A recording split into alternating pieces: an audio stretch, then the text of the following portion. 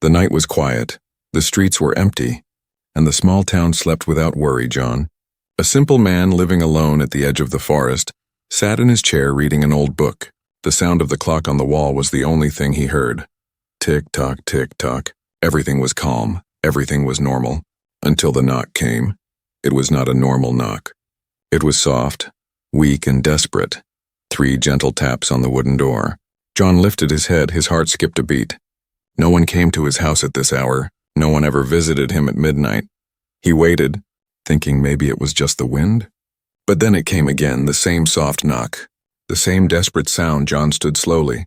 His legs heavy with unease, he walked to the door. His hand trembled slightly as he reached for the handle. In his mind he argued with himself. Should he open it? Should he ignore it? But something in that sound felt different. It was not danger, it was not anger. It was weakness, it was need. He unlocked the door and opened it, and the world he knew changed forever. There in the cold night stood a figure, not human. Not from this earth. It was tall but thin, its body covered in a cloak that was wet from the rain, and in its arms it held something small, wrapped in silver cloth that glowed faintly in the dark. John's eyes widened, his breath caught in his throat. He could not believe what he was seeing. The figure lowered its hood and John saw her face. Yes, her.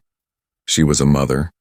Her skin was pale blue, her eyes large and filled with light, but her face showed pain, fear, and exhaustion. She struggled to speak. Her voice cracked like broken glass. Please, help. My child. John froze. He did not understand. His mind screamed at him to shut the door, to run, but his heart held him still. He looked at the bundle in her arms. The baby, small, fragile, with tiny hands that moved slowly in the air. Its eyes opened for a moment, glowing with soft silver light, and John felt something deep inside, a pull he could not explain. The mother looked around, her head turning quickly, fear in her every movement. They are coming, she whispered. I cannot stay, I cannot fight. Please take him, take my baby. Keep him safe. John shook his head, his voice breaking. I am just a man, I cannot. But before he could finish, the baby cried, the sound unlike any human cry, yet filled with the same innocence, the same need, and it pierced John's heart. He felt his fear melt away, replaced by a strange courage. The mother placed the baby gently in his arms, her hands trembling as she let go, her eyes full of sorrow and hope. I trust you, she said softly, her tears mixing with the rain. Humans still have kindness. I see it in you. John held the baby, warm and light. The small creature pressed its face against his chest as if it knew him, as if it had always belonged there. John's arms tightened around it without thinking. When he looked up, the mother was already stepping back into the shadows. Her cloak blending with the night. John called out, Wait, don't go. Tell me who you are. But she only shook her head, her figure fading into the dark forest. Her last words carried by the wind. Protect him, please, and then she was gone. John stood frozen in his doorway, the baby now quiet in his arms, the rain dripping on his shoulders, his mind racing with questions. Who was she? Why him? What danger was coming? His house that had always been silent now held a heartbeat, a tiny, powerful heartbeat. Inside, he laid the baby on his couch, staring at it in wonder. The silver cloth shimmered like starlight, the child's skin soft and pale, its breathing calm. John reached out a finger, and the baby grabbed it tightly with surprising strength. John's chest tightened. He had never felt such a connection. But outside, far away in the night, lights moved through the trees, silent and sharp. Not the lights of cars, not the lights of humans. John did not see them yet, but they were there, searching, hunting, closing in. The midnight knock had changed everything, and John's life was no longer his own. He had opened the door to mystery, to danger, and to something greater than himself. The question was no longer if he could keep the baby. The question was if he could keep the baby alive. And as the storm grew louder, John realized he had no choice. The helpless alien mother had trusted him, and now he was the only shield between the child and the unknown darkness that was already on its way. John did not sleep that night. He sat in the dim light of his small living room, staring at the strange baby wrapped in silver cloth. The baby slept quietly, its chest rising and falling in a soft rhythm. But every few moments a faint glow came from its skin, like the light of the moon hiding under thin clouds. John rubbed his eyes. He whispered to himself, What have I done? What is this? What am I supposed to do? He had never been a father. He had never even been close to raising a child. His life was simple. His house was lonely. And now in a single night he was holding a secret that no human should ever have. He looked at the door, half expecting another knock, half expecting the mother to return, but the forest outside was silent. Only the sound of rain dripping from the trees. John stood and carried the baby upstairs. He placed it gently in the spare room. He covered the small form with blankets. Trying to keep it warm, the baby moved slightly, its tiny hand reaching out, gripping the edge of the blanket as if it did not want to be left alone. John's chest tightened again. He whispered, "It's all right. I'm here." Though he was not sure if the baby understood. Morning came slowly, pale light creeping through the curtains. John brewed coffee with shaking hands. He stared at the steam rising from the cup but could not drink. The night felt like a dream, but when he went upstairs, the dream was real. The baby was still there, sleeping peacefully, and John's life was no longer the same. At noon, a knock came at the door. This time loud and ordinary. John nearly jumped. Fear raced through his veins. He opened the door a crack and saw Mrs. Collins, his old neighbor, a woman who noticed everything. "John," she said, "I heard noises last night like a baby crying. Do you have company?" Her eyes narrowed with curiosity. John forced a smile. No company. Maybe the sound came from the forest." "You know how the wind plays tricks." Mrs. Collins did not look convinced, but she nodded slowly. "All right, but strange things have been happening. People talking about lights in the sky. You should be careful," she said before walking away. John shut the door quickly, his heart pounding. He leaned against it, whispering, "I have to hide him. I can't let anyone know." He went upstairs, but when he entered the room, he froze. The baby was awake, and toys on the shelf were moving by themselves, not rolling, not falling, but floating gently in the air, spinning like planets around a sun. The baby laughed, a sound that filled the room with warmth, and the toys dropped softly back into place. John stood in shock, his mouth dry. You can do that," he whispered. The baby only giggled and reached toward him, the silver glow in its eyes brighter now. John stepped closer, fear mixing with wonder. He picked the baby up, and again the small hand gripped his finger tightly. That evening, as John tried to feed the baby milk from a bottle, a faint humming noise filled the house. It was not from the fridge, not from the lights. It was coming from the baby. The air around the child seemed to vibrate. The window glass trembled. John quickly hushed the baby, and the humming stopped, but his fear grew. He walked to the window and looked outside. His breath caught. A black drone hovered in the sky above the street, its red eye scanning the houses slowly, moving from roof to roof. John pulled the curtains shut, his heart raced. He held the baby close, whispering, "They're looking for you, aren't they?" The baby blinked, its glow flickering faintly as if answering yes. John sat down, his hands covering his face. His life had been quiet, uneventful, but now he was hiding something powerful, something dangerous. If the government found out, they would take the child away, and he could not let that happen. He remembered the mother's words, "Protect him, please," and he knew there was no turning back. The night fell again, shadows crawling across the walls. John laid the baby in the spare room once more. He locked the doors, he checked every window. He even turned off the lights to make the house look empty. Still, his nerves would not calm near midnight. A faint sound came from the baby's room. John rushed upstairs. When he opened the door, he saw glowing symbols floating above the crib, circles and lines shining in the air. They twisted and pulsed like living fireflies. John stared in awe. The baby cooed happily, touching the lights with its tiny fingers, and the symbols faded slowly until nothing remained. John whispered, "What are you, little one?" "What am I supposed to do?" But he received no answer. Only the soft sound of the baby drifting back into sleep. John returned to his chair. Staring into the darkness, he felt eyes watching him, not from inside the house, but from outside, somewhere in the night. Someone or something was searching, and he knew the quiet days of his life were over. He had hidden the baby for now, but the secret was growing louder, and soon the whole world would come knocking. The days passed slowly, but for John, every hour felt heavy. He lived with a secret no one else could imagine, an alien baby sleeping in his home, glowing faintly when it dreamed, laughing softly when it played, and humming with power when it cried. John tried to live normally. He bought groceries, he cut the grass, he waved at neighbors, but inside his chest the weight of fear grew larger each day. One evening, while the sun sank behind the forest and painted the sky in red and gold, John stepped outside to get fresh air. He wanted a moment of peace, but what he found made his heart freeze. On the ground near his porch were strange marks burned into the dirt, Circles overlapping circles, sharp lines cutting through them. Glowing faintly as if carved with fire, John crouched down, his fingers hovering above the marks. The ground was still warm. His breath came fast. He whispered. She was here. The mother was here. His eyes darted toward the forest. Dark and endless, he felt she was watching, not close but not far either. That night he could not sleep. The baby stirred restlessly. Glowing symbols appeared on the walls for a moment before vanishing. Like the ones outside but weaker, John carried the baby downstairs and rocked it gently, whispering, "What do these signs mean? Are they warnings? Or are they messages?" The baby only blinked with its silver eyes and gripped his shirt tightly. The next morning, John decided to search for answers. He opened his old laptop and went deep into hidden corners of the internet. Forums filled with strange people who talked about lights in the sky, secret bases, alien visitors. Most of it was madness, wild stories. But a few posts made his blood run cold. They spoke of symbols carved into the earth. The same circles and lines he had seen. They called them the path of the lost, signs left by refugees moving through worlds. John leaned back in his chair, his mind racing. Was the alien mother marking a path?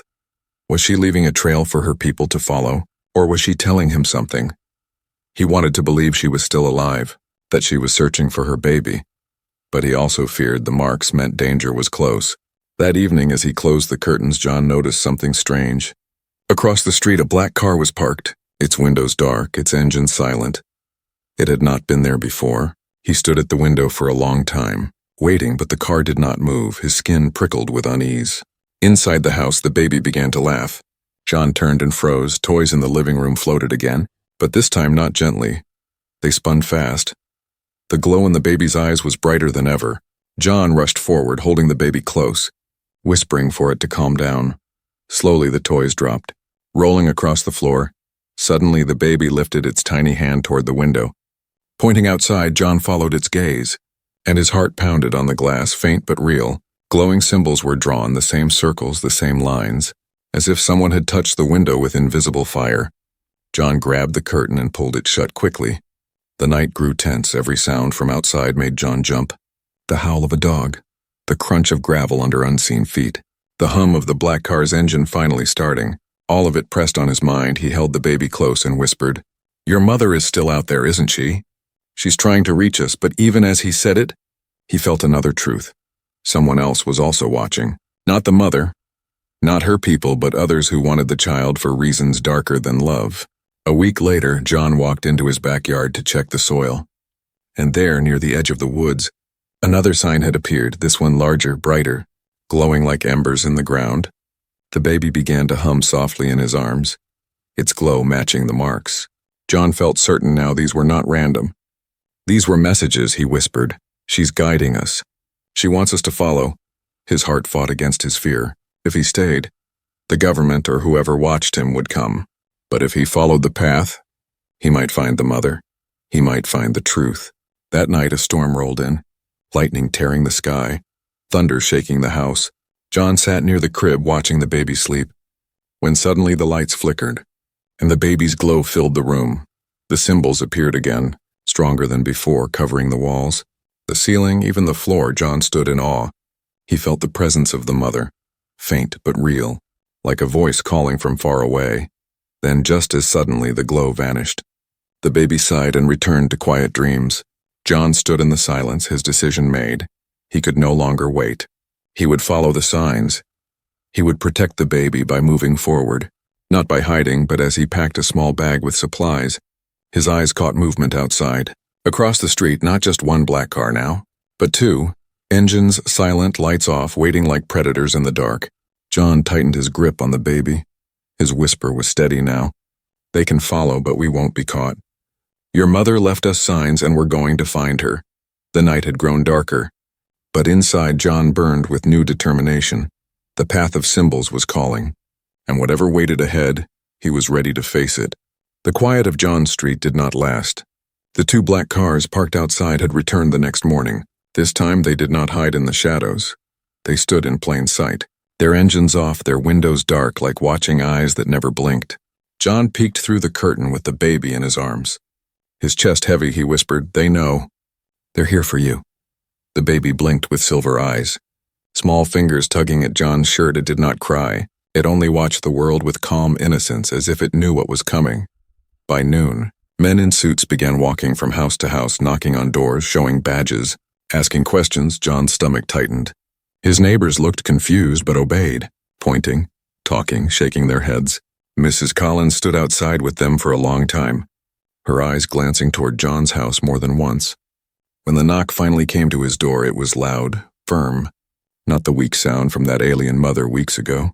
John's heart raced. He placed the baby in the basement, hidden under blankets, whispering, "Stay quiet, little one, don't make a sound." Then he closed the door and walked to the front. 3 men stood there, tall, clean, and serious, their suits dark as night, their eyes sharp as knives. The one in front smiled, but it was not the smile of a friend. "Mr. Carter," he said, his voice steady, "we're conducting a routine check. There have been reports of unusual noises, unusual lights. Have you noticed anything strange?" John forced his face into calmness. "No, nothing strange, just the usual quiet." "Maybe you've got the wrong street?" The man's smile did not fade, but his eyes narrowed slightly. "Neighbors say they heard a baby crying."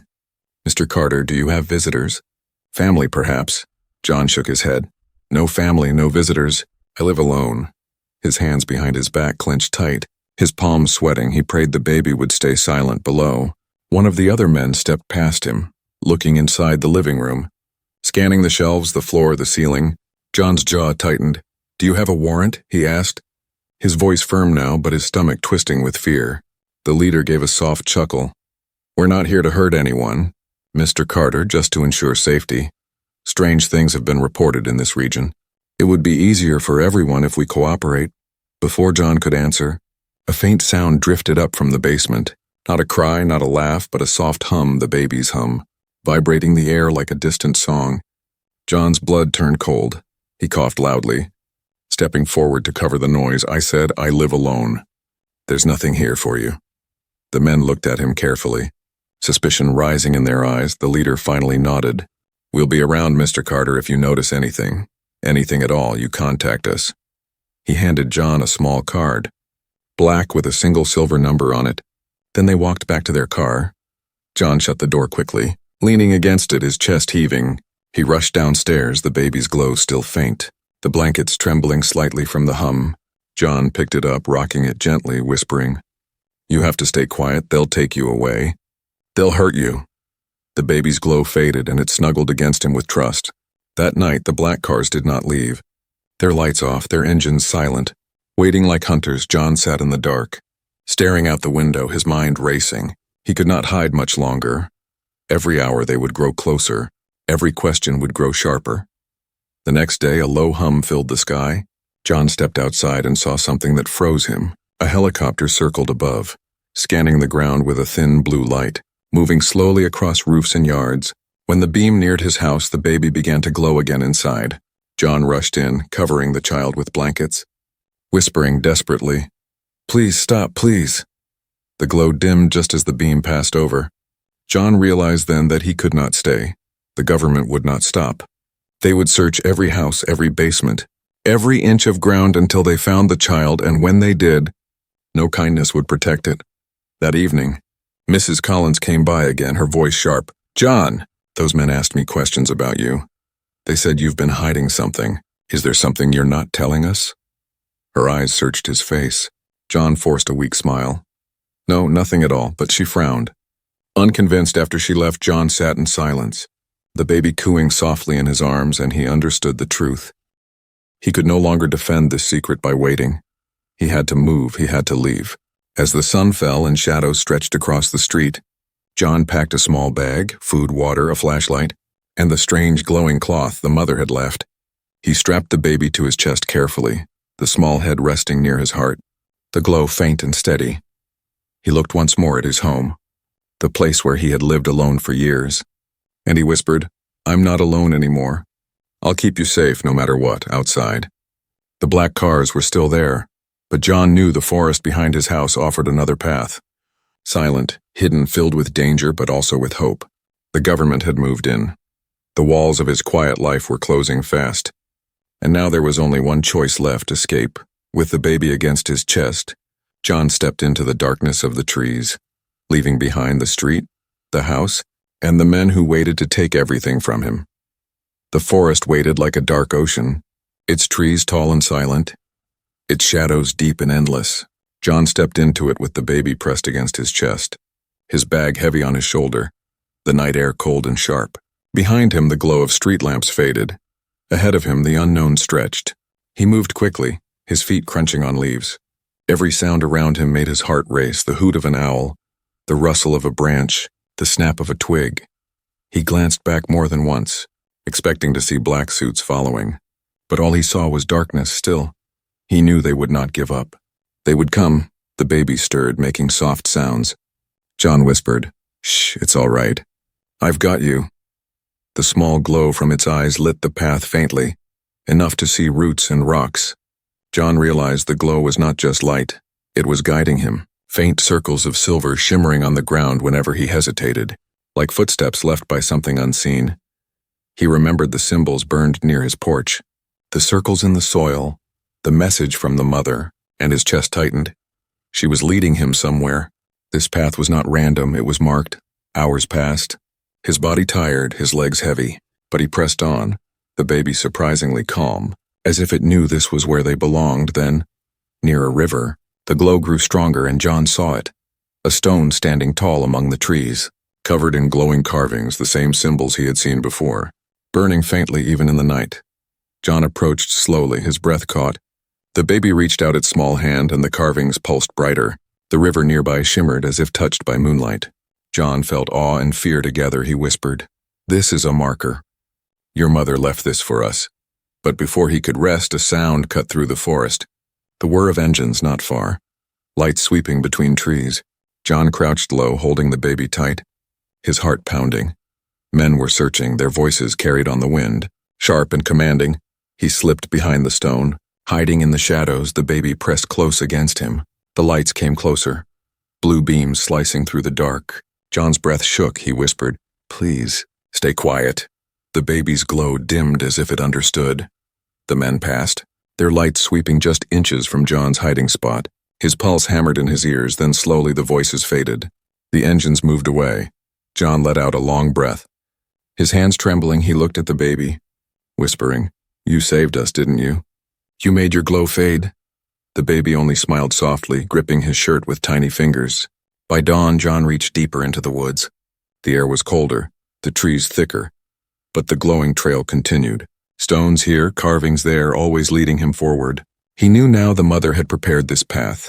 She wanted her baby to be found. She wanted him to reach her people, but the forest was not safe. Wolves howled in the distance, and once, as John crossed a narrow log over a rushing stream, his foot slipped, the baby almost fell. But before John could panic, the child's glow flared, and an unseen force lifted him back onto the log. Steadying him, John's breath caught. He whispered, "You're not helpless, are you? You're stronger than I ever imagined." The day passed with little rest.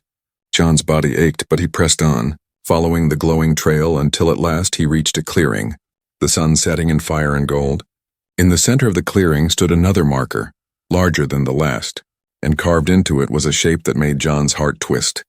A figure holding a child, the image of a mother. He touched the stone gently, whispering, "She's close.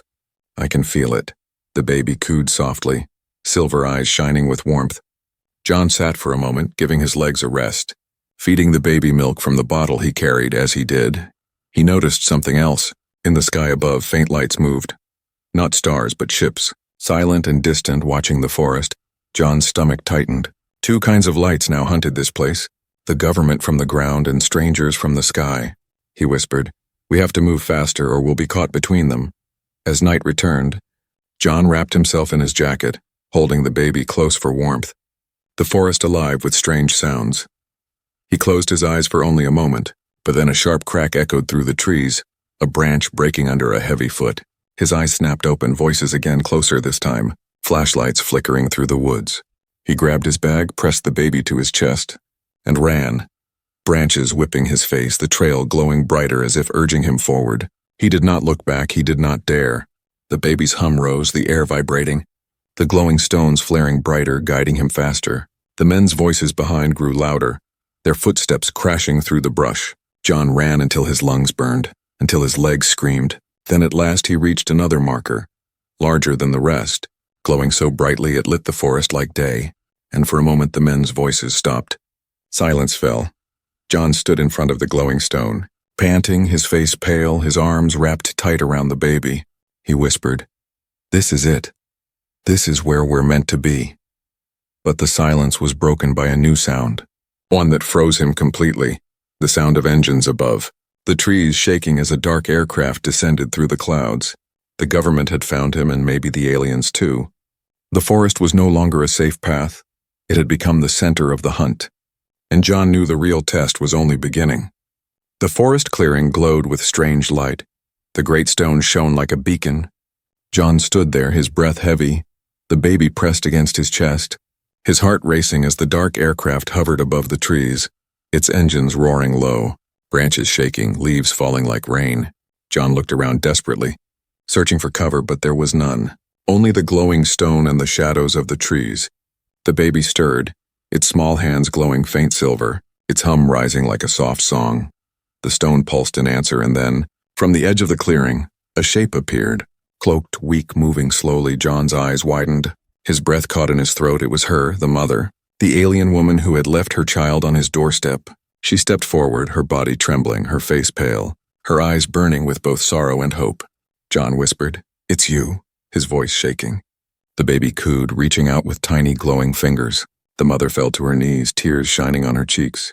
"My child," she whispered in her broken voice. "You kept him safe, you kept him alive." John knelt with her, his arms loosening as he gently handed the baby into her arms. For a moment time seemed to stop. Mother and child together, their glow brighter than the stone itself, the air filled with warmth. But then the roar of engines reminded them the moment would not last. The aircraft above opened its belly, beams of light sweeping the clearing. Voices from loudspeakers echoed through the trees. "Do not move, surrender the child." John's body tensed. He turned to the mother. "We have to run. They've found us," but the mother shook her head slowly, pain in her eyes. "No. They will never stop. They want him. They want his power. I cannot let them take him." She pressed the baby back into John's arms, her hands trembling. "You must take him. You must keep him safe. They will follow me, not you. I will draw them away." John shook his head fiercely, his voice breaking. "No, you can't. You'll die. I can't let you sacrifice yourself, not after everything." The mother's eyes filled with both strength and sorrow. "I am already dying. My wounds are too deep. I escaped them only for this, to give him a chance. To trust a human with what I love most." She touched John's hand gently. "And I chose well. I see it in your heart." The baby began to cry, glowing brighter. Small objects around the stone lifted into the air, stones and leaves floating in a strange orbit. The mother kissed the child's forehead, whispering something in her own tongue. A soft song that made the glow calm again. John's eyes burned. He clenched his jaw. "If you go out there, they'll take you, they'll hurt you. I can't let it happen." The mother smiled faintly, a smile of peace. "And then you will understand me. A parent does not fear pain. A parent fears only losing their child." The sound of boots crashing through the woods grew louder, soldiers running into the clearing, their rifles aimed, their lights blinding. The loudspeaker boomed again. "On your knees. Surrender now." The mother stood, her cloak falling back, her body glowing brighter, her voice rising. "Over here, I am the one you seek." And without another word, she stepped into the open, her glow shining like a flare. The soldiers turned, shouting, their rifles swinging toward her, the aircraft's lights locking on. John wanted to scream, wanted to run to her, but her final glance stopped him. Her eyes told him to move, to protect, to survive. He turned, clutching the baby tight against his chest, and slipped into the shadows of the trees, the baby's glow dimming as if it knew silence was the only way. Behind him, the forest exploded with light, beams cutting through the trees, shouts echoing, weapons firing. But John kept moving, his feet pounding the earth, his breath ragged, his heart breaking. He could still hear her voice in his head. "Protect him, please." And he swore with every step, "I will, I promise I will." Hours later, when the forest was quiet again, John stopped to rest. His body shaking with exhaustion, he held the baby close, whispering softly, "She's gone, but she gave us a chance. She gave everything for you." His eyes wet with tears. The baby stirred, its silver eyes opening. It reached up and touched John's face, And in that moment, John felt something powerful. Not just sorrow, but strength. The child's glow wrapped around him like a shield. John looked into the dark forest ahead. His voice steady now. We will keep going. We will find her people. We will finish what she started. I won't let her sacrifice be wasted. And somewhere far above, the aircraft circled still, searching, hunting. But John moved deeper into the woods. A single man carrying a child, driven now not by fear, but by a vow made in the fire of sacrifice. The reunion had been brief, but it had given John purpose, and the sacrifice had lit a fire in his heart that nothing could put out. The journey was not over. It was only just beginning. The forest stretched on for miles, endless shadows and whispers of wind through the trees. John walked with heavy steps, the baby pressed close to his chest. Every muscle in his body screamed for rest, but he would not stop. Not now. Not after the sacrifice he had seen. The mother's final stand haunted him, her glow, her courage, her eyes filled with sorrow yet filled with love. She had given herself so that her child could live, and now that child was in John's arms, depending on him, trusting him, and he would not fail. The baby stirred, humming softly, silver light flickering against John's shirt. He whispered, I know, little one, we're close. We'll find your people. Though he did not truly know where the path would lead, he only followed the faint glow of symbols carved into trees and stones. A trail left with care by dawn, he reached a deep valley, hidden between two cliffs, and there, carved into the stone face, he saw it, a great arch glowing faintly, the same symbols spiraling across its surface, pulsing in rhythm with the baby's heartbeat. John's chest tightened. This is it. This is where she wanted us to go. But before he could step closer, the sound of engines roared again, the ground trembling as vehicles rolled into the valley, soldiers spilling out, their rifles raised, their faces cold and determined. Above them, dark aircraft hovered. Scanning with beams of light, John froze, his back pressed against the stone arch. Holding the baby tighter, a voice shouted through a speaker, sharp and commanding, surrender the child, and you will not be harmed. This is your last warning. John's heart pounded. His mind raced. He looked down at the baby, who gazed back at him with calm silver eyes, as if waiting to see what choice he would make. He stepped forward, his voice loud, steady, though his hands trembled. No, you can't have him. He's not a weapon. He's not an experiment. He's a child, and I will not let you take him. The soldiers hesitated, their rifles aimed, their orders clear. Yet John's defiance held them still. The baby began to glow brighter, the light wrapping around John like a shield, pulsing stronger with every heartbeat. One soldier lowered his weapon slightly, uncertainty flickering in his eyes. Another shouted, It's dangerous. We have to contain it. But John stepped forward again, his voice breaking yet filled with power. You call him dangerous because you don't understand him. But he is more human than any of you. He cries, he laughs. He reaches for love, he deserves a life. Not chains. The glow spread wider, filling the valley. The arch behind him blazing with light. The soldiers shielded their eyes, their formation faltering. The aircraft above shook as the energy rose. And then, from the sky, other lights appeared. Not the harsh beams of human machines, but soft silver trails, ships descending silently, their forms sleek, their movements graceful. They landed at the far edge of the valley, and from them stepped tall figures cloaked in light. The same pale blue skin, the same silver eyes. The child's people. The soldiers turned, rifles aimed in both directions. Tension thick in the air, John stood between them. The baby glowing brighter than ever, his voice rising. You can shoot me. You can try to take him, but know this. Humanity will be remembered not for fear, not for greed, but for mercy, and if you kill us here, you will lose that forever. For a moment the valley held its breath. The soldiers' fingers tightened on their triggers. The alien figures stood silent. The baby's glow expanded like a rising sun, and then one by one rifles lowered. The soldiers stepping back, their faces conflicted. The leader of the alien group approached, his eyes fixed on John, his voice deep and calm. You protected him. You gave him love when he had nothing. For that we honor you. He bowed his head slightly, something no alien had done to a human before. John felt his knees weaken, relief and grief mixing inside him. He held the baby one last time, whispering softly, You'll be safe now. Your people are here. The child reached up with tiny glowing fingers, touched John's cheek, and in the softest voice whispered a single word. Father. Tears burned John's eyes.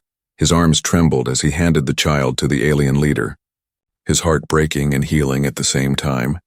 The baby looked back once, silver eyes shining with love, before resting peacefully in safe arms. The aliens turned, guiding their ships away. The valley filled with light. The arch pulsed one final time before fading into stone.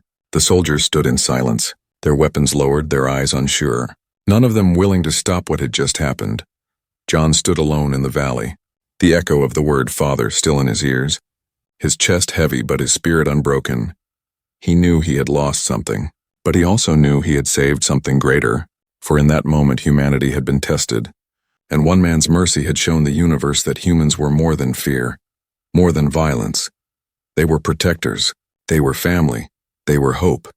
And as John walked back into the forest, weary but alive, he whispered to himself, "She trusted me and I kept my promise." The story of the helpless alien mother, her glowing child, and the human who chose mercy would not be forgotten. Not by the aliens, not by the soldiers, not by the universe. It had become part of history, written not with weapons but with sacrifice, love, and a single human choice.